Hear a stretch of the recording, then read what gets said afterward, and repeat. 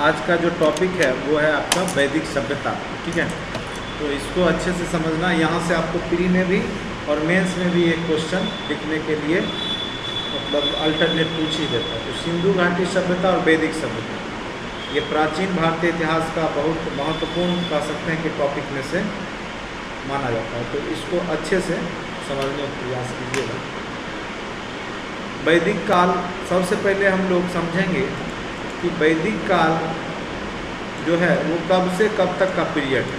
ठीक है, तो वैदिक सभ्यता की शुरुआत, जो वैदिक काल जो नाम पड़ा है वो वेदों के कारण पड़ा, क्योंकि इस समय में वेदों का निर्माण हुआ। ठीक है, वेद के निर्माण के कारण ही इस काल का क्या नाम पड़ गया, वैदिक काल पड़ गया।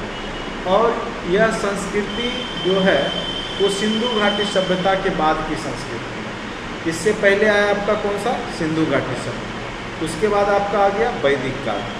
क्योंकि सिंधु घाटी सभ्यता हम लोग पढ़ते हैं वो आपका 2350 से लगभग 1750 ईस्वी पूर्व का जो पढ़ते वो आप सिंधु घाटी सभ्यता पढ़ते हैं। उसके बाद यह इसकी शुरुआत 1500 ईस्वी पूर्व के आसपास हुई और यह काल वैदिक सभ्यता 1500 से 600 ईस्वी पूर्व तक के काल को माना जाता है। इसको मेन रूप से दो भागों में बांटा जाता है। एक आपका ऋग वैदिक काल, जिसमें ऋग्वेद का निर्माण हुआ। दूसरा उत्तर वैदिक काल, जिस काल में जो अन्य 3 वेद हैं, सामवेद, यजुर्वेद, अथर्ववेद, इसका निर्माण हुआ। ठीक है, तो इसलिए ऋग्वेद को हम ऋग्वेदिक काल नाम इसलिए पड़ा क्योंकि यहाँ पे किस वेद का निर्माण हुआ, ऋग्वेद का निर्माण। ऋग से बना है। ऋग मतलब होता है ऋचा, ऋचा मतलब होता है श्लोक, यानी श्लोक को ही क्या कहा गया है, श्लोक का ही संग्रह ऋग्वेद में है। इसीलिए इसको ऋग्वेदिक काल का किताब या ऋग्वेदिक साहित्य कहा गया है। और इसका सामान्य काल जो है 1500 से 1000 ईस्वी पूर्व है। और इस समय का एक ही मात्र सोर्स है, साहित्यिक सोर्स, वो है केवल और केवल ऋग्वेद, दूसरा सोर्स नहीं है। दूसरा पार्ट जो है ऋग्वेदिक काल का वो कहलाता है उत्तर वैदिक काल। जब मनुष्य ने लोहे की खोज कर ली थी, उसके बाद सामाजिक क्रांति आती है, नगरीय क्रांति आती है, तो वो उत्तर वैदिक काल के आसपास शुरुआत हो जाता है। 1000 से 600 ईस्वी पूर्व के आसपास के काल को क्या बोलते हैं, उत्तर वैदिक काल। और इसके प्रमुख सोर्स 3 हैं। कौन कौन सा, सामवेद, यजुर्वेद और अथर्ववेद। सहायक ग्रंथ में हम लोग ब्राह्मण ग्रंथ, आरण्यक और उपनिषद को ले सकते हैं। आपको बताए थे साहित्यिक सोर्स में ही ब्राह्मण ग्रंथ क्या है, ब्राह्मणों के द्वारा लिखा गया, यानी इसमें वेदों के ही जो समझने के लिए उपभाग बनाए जाते थे ब्राह्मण ग्रंथ में। आरण्यक जो जंगलों में रह करके ऋषि मुनि लिखते थे। उपनिषद यानी जो ऋषि के निकट रह करके ज्ञान लोग सीखते थे, एक प्रकार का दर्शन, फिलोसफी, आत्मा, परमात्मा, ये सब के बारे में वो सब में अध्ययन होता है। जैसे मुंडकोपनिषद है, सत्यमेव जयते, कंठोपनिषद है, यम और नचिकेता की कहानी। तो बहुत सारी कहानियाँ यानी, और वो कहानी समझाने के लिए ऋषि मुनि जो अपने छात्रों को समझाने के लिए यूज करते हैं। ठीक है, नेक्स्ट है आपका ये जो वैदिक सभ्यता है, यह किन की सभ्यता है, ये कौन लोग थे जिन्होंने वैदिक सभ्यता का निर्माण भारत के उत्तर पश्चिम क्षेत्र में किया था। तो ये आर्य थे। ये क्या नाम, इनको क्या कहा जाता था, आर्य। ऐसे बहुत सारे किताब में आप देखिएगा आर्य का अर्थ होता है श्रेष्ठ कुल का होना, यानी अच्छे नस्ल का होना, श्रेष्ठ व्यक्ति के रूप में। लेकिन अभी वर्तमान में आर्य का अर्थ होने लगा है जो लोग यूरोपीय भाषा परिवार के सदस्य थे, यानी जो यूरोपीय भाषा का प्रयोग करते थे, बोलते थे, वो आर्य कहलाए। ठीक है, और इनकी संस्कृति 1500 ईस्वी पूर्व के आसपास यूरोप से भारत की ओर बढ़ी है। यानी आर्य जो थे, माना जाता है कि यूरोप से ही भारत में मध्य एशिया होते हुए, जैसे इराक, ईरान, फारस है, उधर आपका तुर्की है, अब उसका नाम तुर्कीय हो गया है, तो उधर से ये लोग यूनान होते हुए इधर धीरे धीरे मध्य एशिया में आए और मध्य एशिया से फिर उत्तर पश्चिम भारत में बसते हुए फिर पूर्व भारत की ओर बढ़े। ठीक है, तो अलग अलग इतिहासकारों का अलग अलग मानना है। कोई बोलते हैं ये जर्मनी से आए आर्य लोग, कोई इतिहासकार बोलते हैं कि ये उत्तरी ध्रुव से आए। तो देखिए जो इन्होंने बोला, जैसे पेंका एवं हर्ट, उन्होंने क्या बोला है कि आर्य जर्मनी से आए हैं। कहाँ से आए हैं? जर्मनी से आए हैं। सर गेल्स बोलते हैं डेन्यूब नदी, डेन्यूब यूरोप की प्रमुख नदी है और इसके किनारे 4 प्रमुख कैपिटल देशों का यूरोप का आता है। तिलक बोलते हैं, बाल गंगाधर तिलक भी एक अच्छे इतिहासकार भी थे, उन्होंने बोला कि ये लोग उत्तरी ध्रुव से आए। दयानंद सरस्वती बोलते हैं ये लोग तिब्बत से आए। आज कहाँ से आए? तिब्बत से। अविनाश चंद्र दास बोलते हैं कि ये लोग सप्त सैंधव प्रदेश, जो सिंधु और 7 नदियों का जो क्षेत्र है, वहीं पर से ये लोग भारत में आगे बढ़े हैं। लेकिन सबसे ज़्यादा जो मान्यता प्राप्त कॉन्सेप्ट है वो है मैक्स मुलर साहब। उन्होंने बोला कि ये जो थे ये मध्य एशिया से आए और उन्होंने इसके पुरातात्विक प्रमाण भी दिए। एक बुक जकोई अभिलेख है। कौन सा अभिलेख है? बुक जकोई अभिलेख। उसमें जो कि अफगानिस्तान में मिला, उसमें जो देवी देवता का चर्चा किया गया था वो सेम टू सेम देवी देवता का चर्चा ऋग्वेद में भी मिलता है। इसका मतलब जो अभिलेख वहाँ पे निकला, बुक जकोई अभिलेख, उसके देवी देवता के समानता के आधार पे ये सिद्ध होता है कि ये लोग उधर से ही उत्तर भारत की ओर बढ़े। क्योंकि पुरातात्विक सोर्स जो होता है, स्रोत जो होता है वो प्रमाणित होता है। इसीलिए हम लोग या इतिहासकार मैक्स मुलर के सिद्धांत को ज़्यादा मानते हैं। ठीक है, यह सबसे मान्यता प्राप्त मत है क्योंकि इसे ओंद्रोनोव संस्कृति का पुरातात्विक सहयोग प्राप्त है। ओंद्रोनोव संस्कृति जो था, एक समय था जो यूरोप के, जो पूर्वी यूरोप था, वहाँ पे फला फूला था, विकसित हुआ था मध्य एशियाई क्षेत्रों में। तो वही संस्कृति का मिलता जुलता जो स्वरूप है वो आगे बढ़ा है, इसलिए इसको मध्य एशिया का, आर्यों को मध्य एशिया का वासी माना गया है। ठीक है, अब नेक्स्ट आते हैं। अब देखिए यहाँ पे थोड़ा सा चित्र देख रहे होंगे कि एक तरफ भारत है, यहाँ पे भारत है, बगल में पाकिस्तान है, ईरान है, इराक है, टर्की है, बीच में आपका क्या है? भूमध्य सागर है और इधर आपका यूरोप पड़ जाता है। तो ये लोग अपना यूरोप से चलते हुए, टर्की होते हुए, इराक, ईरान, फारस देशों से होते हुए, पाकिस्तान, अफगानिस्तान होते हुए भारत में आते हैं। ठीक है, और बुक जकोई अभिलेख जो मिलता है अफगानिस्तान के पास में, उसमें इंद्र, मित्र, वरुण और नासत्य देवताओं का उल्लेख है जो कि ऋग्वेदों में भी है।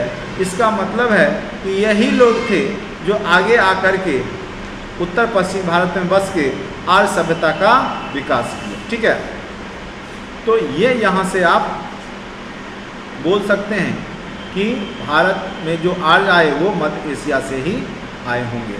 अब आते हैं प्रारंभिक निवास स्थल। भारत आने पर उनका प्रारंभिक स्थल कहाँ था, कहाँ पे आकर के वो बसे। ठीक है, तो प्रारंभ में आर्य सबसे पहले आज के अफगानिस्तान में बसे।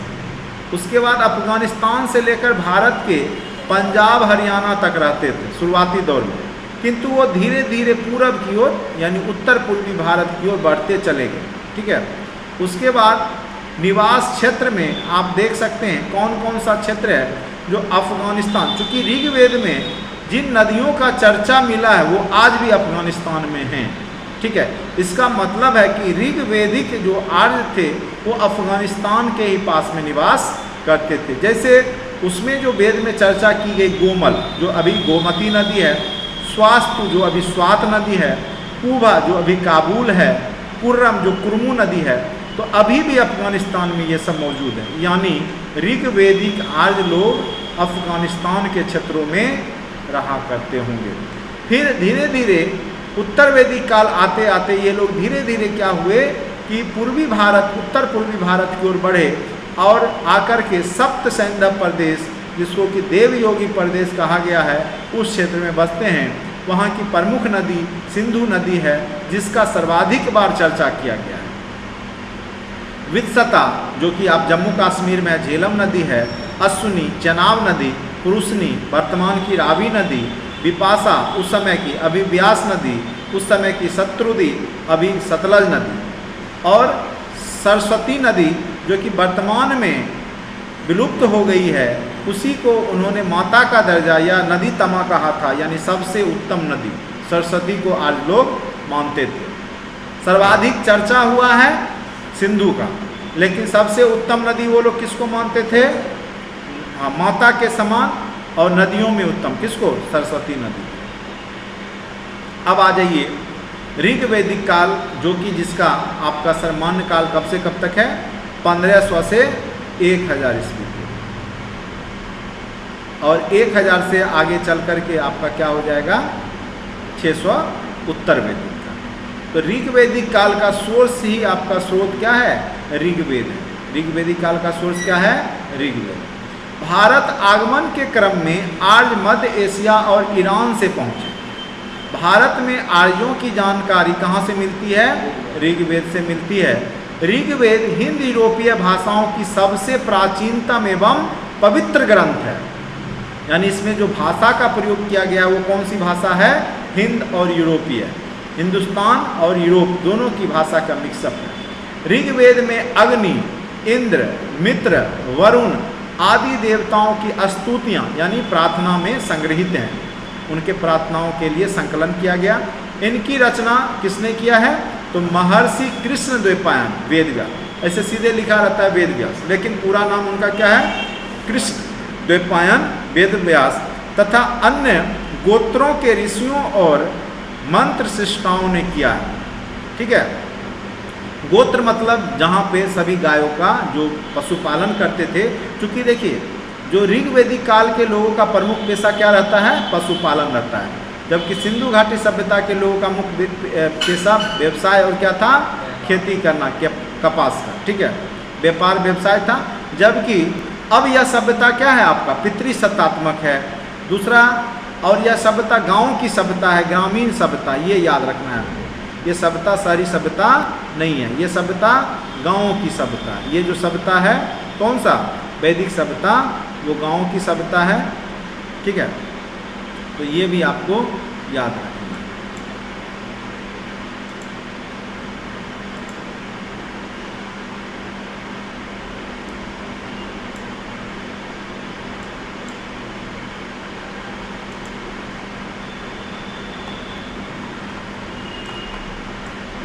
चलिए अब मेन मुद्दा पे आते हैं कि यहाँ से जो क्वेश्चंस किस तरीक़ा से बार बार पूछे गए हैं। तो यहाँ पे आपको ऋग्वेद से कुछ ना कुछ क्वेश्चन के पार्ट आपको देखने को मिलता है। ठीक है, अब देखिए ऋग्वेद में कितने मंडल हैं? तो ऋग्वेद में आपके 10 मंडल हैं। टोटल मंडलों की संख्या कितनी है? 10 मंडल। 2 से 7वां मंडल प्राचीनतम है, जबकि पहला और 10वां मंडल क्या है? बाद में जोड़ा गया है। यानी सबसे बाद में पूछ देगा कि ऋग्वेद में कौन से मंडल को जोड़ा गया है, तो प्रथम और 10वां मंडल सबसे अंत में जोड़ा गया है। इसमें कुल 1028 सूक्त मिलते हैं, 1028 श्लोक, जिसको सूक्त भी बोलते हैं। और इसमें 250 से 300 इंडो यूरोपियन शब्द भी मिलता है, यानी यूरोपियन शब्द और इंडो यानी इंडिया का, दोनों का मिक्सअप शब्द मिलता है यहाँ पे 250 से 300 शब्द। ठीक है, अब इसकी प्रमुख विशेषताएं जो ऋग्वेद का है, फर्स्ट मंडल में मुख्य बातें जुआ से रिलेटेड है, जुआ खेलने से। सेकेंड मंडल कृषि क्रियाओं पर बल दिया गया है। थर्ड मंडल में गायत्री मंत्र की चर्चा की गई है, और जिसकी रचना किसने किया था? विश्वामित्र ने। तो जो इम्पोर्टेंट है बस उसको इसमें लिखा गया है। 10 मंडल आपको याद नहीं रखना, 7वां मंडल याद रखना है। 10 राजाओं का जो युद्ध हुआ है, 10 राग युद्ध, यह कई बार पूछा है कितने मंडल में है, तो 7वें मंडल में है। और वरुण देवता की पूजा की चर्चा की गई। 9वां मंडल सोम को समर्पित है, सोम देवता को। और इसमें एक प्रसिद्ध वाक्य है, मैं एक कवि हूँ, मेरे पिता वैद्य हैं तथा मेरी माता अनाज पीसती है, इसकी चर्चा। यानी एक कोई व्यक्ति है वो बता रहा है कि हमारे घर के जो अलग अलग लोग हैं वो अलग अलग काम कर रहे हैं। यानी यहाँ पे जो समाज है वह जन्म आधारित या आपका जाति यहाँ पे नहीं है। यहाँ पे जो समाज है वो समतावादी समाज है और एक ही परिवार के लोग विभिन्न तरह के काम कर रहे हैं, यानी यहाँ पे जाति नहीं बना है, विभेद नहीं हुआ है, इसलिए सभी लोग जो है काम कर रहे हैं। कोई शूद्र का काम कर रहा है, कोई ब्राह्मण का काम कर रहा है, कोई पंडित का काम कर रहा है, कोई व्यापारी का काम कर रहा है, एक ही परिवार में। ठीक है, यह बात से स्पष्ट होता है कि ऋग वैदिक समाज में वर्ण विभेद नहीं था। उत्तर वैदिक काल में आगे चल करके हो जाता है। 10वां मंडल जो है इसमें एक तत्ववाद, बहुदेववाद, सर्वेश्वरवाद का उल्लेख है और वसुधैव कुटुंबकम, पूरा विश्व ही परिवार है, वह केमे मंडल में चर्चा किया गया है। तो 10वें मंडल पुरुष सूक्त में वर्ण व्यवस्था की उत्पत्ति का सिद्धांत दिया गया है कि आगे चल करके 10वां मंडल, चूंकि ये बाद में जोड़ा गया है इसीलिए उसमें पुरुष सूक्त में वर्ण व्यवस्था की चर्चा की गई है। वर्ण यानी वर्ण मतलब होता है कलर, रंग के आधार पर जो है लोगों का विभाजन करना शुरू कर दिया गया होगा। ब्रह्मांड की उत्पत्ति पे भी प्रकाश 10वें मंडल में दिया गया। अब हम लोग पढ़ेंगे ऋग वैदिक समाज कैसा था। तो समाज मुख्यतः क्या था? कबीलाई समाज था। कबीलाई समाज समझ ही रहे हैं, ठीक है। कबीलाई समाज था। समाज पितृसत्तात्मक था, यानी पिता का ज़्यादा महत्व था। महिलाओं को पुरुषों के समान अधिकार प्राप्त था। विभिन्न महिलाओं ने वैदिक मंत्रों की रचना भी की, जैसे अपाला, घोषा, विश्व आरा, लोप मुद्रा, लोपा मुद्रा या लोप मुद्रा लिखा रहेगा। ये सब उस समय की विदुषी थी। कई बार पूछ देगा इनमें से कौन सी विदुषी ऋग वैदिक काल की थी, तो जिसमें आ लगा हो याद रखिएगा। विश्व आरा, अपाला, आ लगा हुआ लास्ट में, वो सब लगभग ऋग वैदिक समाज की ही विदुषियाँ थी, ठीक है। कबीलाई प्रथा विद्यमान था। बहुविवाह यानी एक महिला का एक से अधिक विवाह होता था। बहुपति यानी पुरुष भी एक से ज़्यादा विवाह कर सकते थे। बहुपति यानी एक महिला एक से ज़्यादा पति भी रख सकती थी। बहुपत्नीत्व यानी एक से ज़्यादा पत्नी भी पुरुष रख सकते थे। ये इस समाज की विशेषताएं थी। अब आते हैं नेक्स्ट बिंदु पर, राजनीतिक जीवन कैसा था। तो कबीले का मुखिया, ऋग वैदिक काल में कबीले का मुखिया ही सरदार होता था। वह राजन या राजा की उपाधि धारण करता था। उसके पास निजी या न्यायिक तंत्र का अभाव था, यानी उसके पास निजी सेना नहीं था, ना ही कोई न्यायिक व्यवस्था थी। प्रजातांत्रिक परिषदों की व्यवस्था थी, यानी इसी के माध्यम से वो शासन करता होगा। अब प्रजातांत्रिक परिषद में क्या क्या थे? तो सभा, जिसका उल्लेख 8 बार किया गया है ऋग्वेद में। इसमें यह वृद्ध लोगों की सभा, जैसे अभी का राज्यसभा होता है, उसमें एजेड ज़्यादा लोग रहते हैं, तो वो जो है उस समय के लिए सभा हुआ करता था। अभी का जो लोकसभा है वो उस समय का समिति होता था। इसमें सभी सदस्य उसके होते थे, सभी जितने भी लोग होते थे इसके सदस्य होते थे समिति के, ठीक है। जस्ट लाइक अभी का मान के चलो लोकसभा। 9 बार उल्लेख किया गया है। विदत का उल्लेख 122 बार किया गया है। गण और विदत का स्वरूप स्पष्ट नहीं है, लेकिन माना जाता है यह सैनिक परिषद रहा करता होगा, जिसमें लूटे हुए माल जो लूट करके लाते थे, आसपास जो लड़ाई करते थे, लूटते थे, उसको आपस में बांटते थे। विदत के माध्यम से ही लूटा हुआ माल को ये लोग क्या करते थे? आपस में बांटते थे। अब आते हैं नेक्स्ट पॉइंट पर। देखिए, सब सामाजिक, आर्थिक, राजनीतिक। अब देखिए अर्थव्यवस्था। तो यह समाज पहले ही आपको बता दिए पशुपालक समाज था। गौ पालन सबसे प्रमुख रूप से किया जाता था, इसलिए गौ से मिलता हुआ बहुत सारा शब्द आपको यहाँ पे देखने को मिलेगा। जैसे दुहिती यानी गाय दुहने वाली पुत्री को दुहिती कहा जाता था। गोधुली समय का माप अभी भी बोलते हैं, गोधुली वेला शाम को। गोविष्टि युद्ध को गोविष्टि कहा जाता था। और राजा को गोप कहा जाता था। राजा को क्या कहा जाता था? गोप या राजा, ठीक है। तो इस तरीका से गाय से शब्द बन गए, यानी गाय प्रमुख रूप से प्रमुख पशु माना जाता था। गाय, बकरी, घोड़ा आदि का पालन करते थे। इनको घोड़ा की जानकारी थी, जबकि सिंधु घाटी सभ्यता के लोगों को घोड़ा की जानकारी नहीं थी। उनको लोहे की भी जानकारी नहीं थी। लेकिन ऋग वैदिक काल के लोगों को लोहे की जानकारी नहीं थी, लेकिन उत्तर वैदिक काल के लोगों को लोहे की जानकारी हो गई। गाय इतना महत्वपूर्ण थी कि इनके आगे पीछे कई शब्द विकसित हो गए, ये बता ही दिए। दूसरा आपका जो था वो कृषि था, और इसमें फसल के रूप में यह जो बुआई, जुताई, कटाई के बारे में इन लोग को जानकारी थी, किंतु मुख्य पेशा कृषि नहीं था। मुख्य पेशा क्या था इनका? क्या था? पशुपालन। चलिए अब आ जाइए शिल्प व्यवसाय। सोना, चांदी, कांसा, तांबा, पीतल, रत्नकार, मृद भांड, मिट्टी के बर्तन, ये सब की चर्चा मिलती है। अयस शब्द गैर लौह धातु के लिए प्रयोग हुआ है। अब तक लोहे की खोज नहीं हुई थी, यानी ऋग वैदिक काल में लोहे की खोज नहीं हुई थी। अब आ जाइए धर्म कैसा था। धर्म में आपको विभिन्न तरह का रूप देखने को मिलेगा। यहाँ पे आप देख सकते हैं एकेश्वरवाद, यानी ईश्वर एक है। बहुदेववाद, ईश्वर बहुत हैं, एक से अधिक है। सर्वेश्वरवाद, ठीक है, ये सब आपको देखने को वहाँ पे मिलेगा। देवताओं की 3 श्रेणियाँ यहाँ पे देखने को मिलती। स्थानीय, आकाश, अंतरिक्ष। जो भूमि के देवता है, भूमि पे रह रहे हैं, उनको स्थानीय कहा गया। जो आकाश में है और जो अंतरिक्ष में, 3 प्रकार के देवता।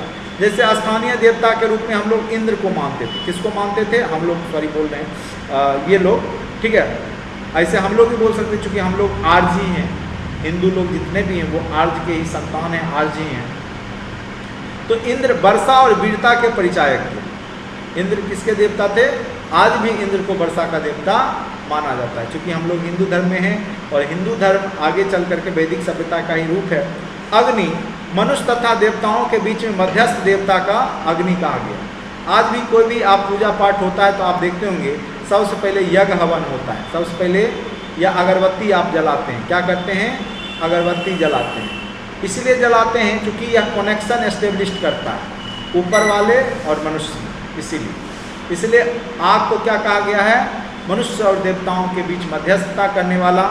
वरुण, जल का देवता। ये पूछा जा सकता है, वरुण जल के देवता को ऋग वैदिक काल में क्या नाम दिया गया या कौन देवता थे? नासत, चिकित्सा संबंधी या डॉक्टर देवता कहा जाता है। कहीं कहीं देवी का भी चर्चा है, जैसे उषा, अदिति और निशा, लेकिन इनका महत्व बहुत ही कम था। आज स्तुति, वंदना, यज्ञ, प्रार्थना द्वारा अपने देवी देवताओं की पूजा करते थे। प्रकृति का देवीयकरण किया गया, यानी प्रकृति को ही देवी देवता मानते थे। ऋग वैदिक धर्म में कर्मकांड की प्रधानता नहीं थी, यानी यह नैतिक मूल्यों पर आधारित समाज था। यहाँ पे धार्मिक कर्मकांड नहीं थे। धर्म का स्वरूप यथार्थवादी था, वास्तविकता था, यानी लोग स्वर्ग में जाने के लिए पूजा नहीं करते थे, बल्कि भौतिक सुख प्राप्ति के लिए यहाँ पे लोग पूजा अर्चना करते थे। अब आ जाइए, ये आपका कंप्लीट हो गया कौन सा काल? ऋग वैदिक काल। अब आते हैं उत्तर वैदिक काल। इसका सर्वमान्य काल आपका कब से कब तक है? 1000 से 600 ईस्वी पूर्व तक, ठीक है। और इसका जो मेन जो ग्रंथ है 3, सामवेद, यजुर्वेद और अर्थववेद। सामवेद आपको पता ही है, गायन संबंधी वेद है, और इसमें 7 स्वर सा रे गा मा पा धा नी की जानकारी प्राप्त होती है। भारतीय संगीत का जनक भी किसको कहा गया है? सामवेद। सूर्य देवता को समर्पित जो एक गायत्री मंत्र, ठीक है, गायत्री मंत्र सूर्य देवता को समर्पित है, और इसके अध्यक्ष को उद्गाता कहा जाता है। जो इसको गाते हैं या बोलते हैं उसको क्या कहा जाता है? उद्गाता। क्योंकि गायन संबंधी है तो उद्गाता याद रखिएगा। इसका उपवेद गंधर्व वेद कहलाता है, जो इसको समझने के लिए बनाया गया उपवेद। इसके मुख्य उपनिषद छंदोग और केन हैं। ब्राह्मण ग्रंथ पंचविश है, किसका? सामवेद का, और जिसमें 1875 छंद हैं। तो ये सब आपके लिए उतना महत्वपूर्ण नहीं है, बस ये महत्वपूर्ण है कि सामवेद की रचना कब हुई? उत्तर वेद में। उत्तर वैदिक काल में क्या चीज़ से संबंधित है? गायन संबंधित है। और इसको जो गाते हैं या बोलते हैं वो क्या कहलाते हैं? उद्गाता कहलाते हैं। या पूछ सकता है भारतीय संगीत का जनक किस वेद को कहा जाता है? तो सामवेद। समझ गए? अब आ जाइए यजुर्वेद। यह कर्मकांडों का संकलन है। इसमें क्या है? कर्मकांडों का संकलन किया गया है, और यज्ञ बलि की जो विधि है, प्रथा है, ये सब का इसमें विधि विधान बताया गया है। यह गद और पद दोनों में, कृष्ण यजुर्वेद और शुक्ल यजुर्वेद। गद और पद, पद मतलब कविता, गद मतलब कहानी, दोनों में इसको लिखा गया है। अब आते हैं अथर्ववेद। इसमें 20 अध्याय हैं, 731 सूक्त है, और लगभग 6000 मंत्रों का संकलन है। और यह संबंधित है जादू, टोना, टोटका, वशीकरण, औषधि है, चिकित्सा संबंधित। इस वेद में राजा परीक्षित का भी उल्लेख है। किसमें? अथर्ववेद। और बिहार का चर्चा जो है सर्वप्रथम अथर्ववेद में ही मिलता है, ये भी याद रखिएगा। बिहार राज्य का चर्चा सर्वप्रथम, मगध का जो चर्चा होता है वो आपको अथर्ववेद में ही मिला है, ठीक है। जो मृत्यु लोक के देवता माने जाते, कौन? राजा परीक्षित। इसके उपवेद शिल्प वेद हैं, ब्राह्मण ग्रंथ गोपथ है, और उपनिषद मुंडकोपनिषद, प्रश्नोपनिषद। मुंडकोपनिषद का एक बात याद रखिएगा, सत्यमेव जयते, कई बार पूछा सत्यमेव जयते कहाँ से लिया गया है, तो मुंडकोपनिषद से। अब आ जाइए आरण्यक। आरण्यक भी उस समय लिखे गए जो कि ब्राह्मणों के परिशिष्ट के रूप में पाए जाते हैं, वनों में रचे जाने के कारण इसका नाम क्या पड़ गया? आरण्यक। इसकी संख्या 7 है, जैसे ऐतरेय, तैतरेय, बृहदारण्यक। उपनिषद यह भारतीय दर्शन का सोर्स है। दर्शन मतलब समझ ही रहो, फिलोसफी, थिंकिंग। इसकी कुल संख्या 108 है। जैसे एग्जाम्पल दे दिया कंठोपनिषद, जिसमें यमराज और नचिकेता की कहानी है। मुंडकोपनिषद सत्यमेव जयते शब्द का उल्लेख है, तो ये याद रखना है आपको। उसके बाद आ जाइए उत्तर वैदिक का। उत्तर वैदिक काल का जो निवास स्थल किसको माना गया है, कहाँ पे ये लोग बसे हुए थे? ब्रह्मवर्त, जो कि कुरुक्षेत्र अभी दिल्ली का जो आसपास का एरिया है, ब्रह्मवर्त के नाम से कभी जाना जाता था, ठीक है। तो वो एरिया में ये लोग बसे हुए थे। ब्रह्म ऋषि गंगा यमुना दोआ, गंगा दिल्ली आपका जानते ही हैं, यमुना नदी के किनारे है, तो वही क्षेत्र मान के चले यूपी और दिल्ली साइड का ब्रह्म ऋषि देश कहलाया है। यहीं पे उत्तर वैदिक काल के आर्य बसे थे, और धीरे धीरे ये लोग पूर्वी भारत यानी पश्चिम बंगाल तक बसे, बिहार होते हुए, यूपी होते हुए, और मध्य प्रदेश में बिंद से हिमालय तक जो है ये लोग बसे हुए। यानी दक्षिण भारत ये लोग नहीं गए, लेकिन उत्तर भारत में अच्छे से ये लोग बसे हुए थे। इनका सामाजिक जीवन क्या था? अब ये लोग कबीलाई जीवन का परित्याग करके अस्थायी जीवन में प्रवेश कर लिए, यानी एक जगह रहने लगे। समाज टूट करके 4 भागों में बट गया, ब्राह्मण, क्षत्रिय, वैश्य और शूद्र। पुजारी वर्ग ब्राह्मण कहलाया, शासक वर्ग क्षत्रिय कहलाया, व्यवसायिक वर्ग वैश्य कहलाया, और शूद्र इन तीनों की सेवा करता था। यानी उत्तर वैदिक काल में आपका जो समाज वर्ण व्यवस्था में टूट गया, और ब्राह्मण, क्षत्रिय, वैश्य और शूद्र 4 वर्ण यहाँ पे बन चुके थे। अब ब्राह्मण, क्षत्रिय और वैश्य को द्विज कहा गया था। इन्हें उपनयन संस्कार, जिसको जनेऊ बोलते हो, वो धारण करने का अधिकार था, जबकि शूद्रों को ये अधिकार नहीं था। और महिला और शूद्रों को उपनयन से वंचित कर दिया गया। महिलाओं की स्थिति में गिरावट आई। उत्तर वैदिक काल में क्या होगा? महिलाओं की स्थिति में गिरावट आएगी। ऐत्रेय ब्राह्मण एक ग्रंथ है, ब्राह्मण ग्रंथ, जिसमें ये कहा गया है कि पुत्री दुख की कारण है। पुत्री को क्या कहा गया? सभी दुख का कारण। बहुविवाह दिखता है। नियोग प्रथा, यानी अगर पति मर गया तो उसके भाई से विवाह कर देना, देवर से विवाह कर देना, नियोग प्रथा कहलाता है। तो ये सब यहाँ पे आपको प्रचलन में देखने को मिलेगा। गोत्र की स्थापना हुई। गोत्र, जहाँ पे सब लोग पशु को बांधते थे, उसको गोत्र कहा जाता था, क्योंकि एक परिवार के लोग एक ही जगह पशु को बांधते थे, इसीलिए उससे जुड़े हुए लोग सब एक गोत्र के कहलाते थे, ठीक है। आश्रम व्यवस्था की शुरुआत हुई। 4 प्रकार के आश्रम यहाँ पे बताए गए हैं।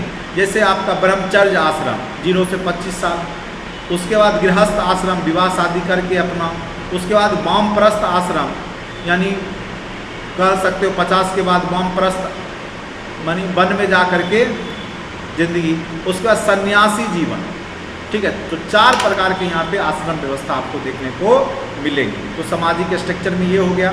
राजनीतिक में क्या है कि राजा अब धीरे धीरे क्या होगा, क्योंकि 1000 ईस्वी पूर्व के आसपास क्या चीज़ का खोज हो गया है? लोहे का।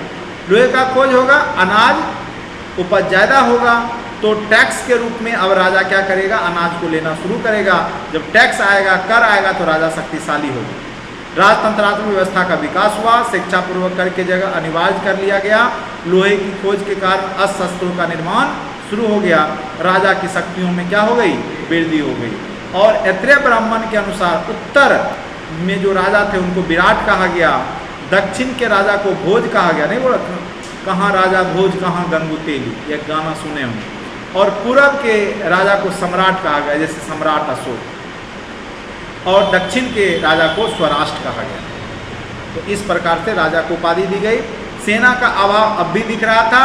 राजा युद्ध के लिए कबीले पर निर्भर था। सभा और समिति की महत्व धीरे धीरे क्या हो गई थी? कम हो गई। अर्थव्यवस्था क्या था? कृषक। अब क्या हो गया? धीरे धीरे जब लोग अस्थायी रहने लगे तो लोग कृषि करने लगे। अब प्राथमिक बन गया, यानी कृषि अब प्राथमिक बन गया और पशुपालन क्या बन गया, द्वितीयक। भूमि का महत्व में वृद्धि हुआ, चूंकि लोग पशुपालन छोड़ करके क्या करने लगे, खेती करने लगे। और उस समय 2, 4, 8, 16, 24 तक के बैलों को जोड़ करके खेती करने के साक्ष्य मिलते हैं। पशुपालन द्वितीयक व्यवसाय बना रहा। व्यवसाय शिल्प, सोना चांदी तांबा आदि धातुओं का व्यवसाय, मिट्टी के बर्तन टोकरी बनाना, ये सब व्यवसाय में था। लोहे व्यवसाय की महत्ता थी, चूंकि लोहे की खोज हो गई थी। इसको श्याम या कृष्ण ऐस शब्द का प्रयोग किया गया है। कृष्ण ऐस शब्द का प्रयोग किसके लिए किया गया है, लोहे के लिए। धार्मिक जीवन क्या था, अब 2 धारा यहाँ पे धर्म का बहता है। कहाँ पर, उत्तर वैदिक काल में। एक कर्मकांडीय धारा जो कि कर्मकांड के नाम पे, दूसरा है दार्शनिक धारा, जो कि दार्शनिक धारा क्या करेगा, उपनिषद की धारा को क्या बोलेंगे, दार्शनिक धारा, जो कि कर्म कांडों को सही नहीं मानेगा। तंत्र, देखो कर्मकांडीय धारा, तंत्र मंत्र पशु बलि यज्ञ पर अधिक बल दिया गया। विभिन्न देवी देवताओं की यज्ञ के माध्यम से पूजा अर्चना बढ़ी। प्रजापति विष्णु और रुद्र पहली बार एक साथ स्थापित हुए, जो त्रिदेव है ब्रह्मा विष्णु महेश, ये सब यहाँ पे स्थापित हो गए। दार्शनिक धारा में क्या है, इसे उपनिषदों की धारा कही गई है। इसमें कर्मकांडों की निंदा की गई है, मोक्ष पर बल दिया गया है। उपनिषद यानी यज्ञ को टूटी हुई नौका के समान बताया गया है। अगर आप यज्ञ करते हैं तो वह आपका पूर्ण रूप से फलदायक नहीं है, वह टूटी हुई नौका है। अगर आप उस पर चढ़ेंगे तो बीच में मझधार में हिला करके आपको डुबा देगा। इसीलिए यज्ञ को यहाँ पे विरोध किया गया, क्योंकि उत्तर वैदिक काल में लोग क्या करते थे, राजा महाराजा या ब्राह्मणों के द्वारा जो है हजारों की संख्या में जीव की हत्या की जाती थी। वाजपेयी यज्ञ होता था, अश्वमेध यज्ञ होता था। वाजपेयी यज्ञ में हजारों गाय या जो उस समय पालतू जानवर थे उसका बलि दिया जाता था। कहा जाता था अगर नहीं दिया जाएगा तो सुबह होगा ही, सूर्य उगेगा ही, इस तरह की धारणा थी। तो इसका विरोध खुल करके उस समय जो उपनिषद में क्षत्रिय लोगों ने किया है, ठीक है, हाँ अभी भी बलि देता है। तो चूंकि हम लोग वैदिक सभ्यता से ही हैं, हिंदू धर्म कहाँ से जुड़ा है, वैदिक सभ्यता, इसीलिए वह प्रथा आज भी है। आज भी दुर्गा पूजा में बलि दी जाती है। ऐत्रेय ब्राह्मण ये ग्रंथ है, राजत्व की देवी है उत्पत्ति सिद्धांत, यानी राजा को ऐसे नहीं बनता बल्कि देवताओं के माध्यम से बनता है। पुत्री को दुख का कारण बताया गया, ये पूछ सकता है किस ग्रंथ में पुत्री को दुख का कारण बताया गया है, ऐत्रेय ब्राह्मण। पंचविश ब्राह्मण और तांड ब्राह्मण में प्राकृतिक आपदाओं की चर्चा की गई। पूछेगा किस ग्रंथ में जो है प्राकृतिक आपदाओं का सर्वप्रथम चर्चा किया गया है, पंचविश ब्राह्मण में। सतपथ ब्राह्मण में जल प्रलय यानी बाढ़ की चर्चा की गई है। मनु और ईला जिसके मनुष्य संतान है उसकी चर्चा सतपथ ब्राह्मण में मिलता है। और पुनर्जन्म का सिद्धांत भी यहाँ पे अब आ गया। उत्तर वैदिक काल में सतपथ ब्राह्मण में पुनर्जन्म का सिद्धांत आ चुका है। पुराण आप देखो, पुराणों की संख्या कितनी है, 18, जिसमें मत्स्य पुराण सबसे जो है प्रमाणिक और सबसे पुराना प्राचीन पुराण है, जिसमें 10 अवतार की चर्चा की गई है। रामायण की रचना महर्षि वाल्मीकि ने की थी और इसका नाम क्या था, चजुवर्षति सहस्त्र संहिता, क्योंकि 24 अध्याय में बटा हुआ था, इसीलिए इसको क्या बोलते हैं, चजुवर्षति सहस्त्र संहिता। महाभारत महर्षि व्यास ने किया, विश्व का सबसे बड़ा महाकाव्य में से एक है, जिसको जय संहिता के नाम से भी जाना जाता है। अगर पूछेगा महाभारत का अन्य नाम तो क्या बोलेंगे, जय संहिता। अब देखिए कुछ फिलॉसफी और प्रवर्तक, दर्शन और प्रवर्तक। सांख्य दर्शन कपिल कही गई, ये क्या है, तो इसमें कोई बोलेगा ईश्वर एक है, कोई बोलेगा ईश्वर अनेक है, एक से अधिक है। तो ये सब अपना थिंकिंग है, कोई वास्तविकता नहीं है, उसी को सांख्य दर्शन बोलते हैं। बहुदेववाद, एकेश्वरवाद, ये सब आता है। ये कपिल मुनि इसके प्रवर्तक है। योग, पतंजलि आप नाम सुनते ही हैं, योग करके आप बीमारी को भगा सकते हैं। न्याय हो गया गौतम मुनि, ठीक है। पूर्व मीमांसा जैमिनी और उत्तर मीमांसा बदराय। ये सब प्रकृति का जो है नियम के अनुसार, कोई बोलेगा दुनिया प्रकृति के अनुसार चल रहा है, कोई बोलेगा ईश्वर चला रहा है। तो इस तरीका का ये सब सिद्धांत इसमें आपको देखने को मिलेगा। इस प्रकार आपका वैदिक सभ्यता कंप्लीट हो गया। और अगर आपको मेंस में क्वेश्चन पूछेगा तो यही दोनों का डिफरेंस पूछेगा, या कहेगा कि उत्तर वैदिक काल और ऋग वैदिक काल के सामाजिक जो अवसंरचनाएँ थी उसमें क्या भिन्नताएँ हैं उसका उल्लेख करें, धार्मिक जीवन कैसा था, या कर्मकांडीय या दर्शन की धारा कब से शुरुआत हुई, नहीं। तो ये सब से घुमा फिरा के कोई क्वेश्चन आपको पूछ सकता है, ठीक है। तो आपका यह टॉपिक अच्छे से पॉइंट वाइज कवर हो गया। अगर आपको ऑनलाइन क्लास से जुड़ना है तो आप संपर्क कर सकते हैं 7070634348 नंबर पर। और अगर आप PDF लेना चाहते हैं तो डिस्क्रिप्शन बॉक्स में लिंक दिया गया है, आप वहां से आप इसको ले सकते हैं। तो आज के लिए इतना ही। Thank you so much watching for this video.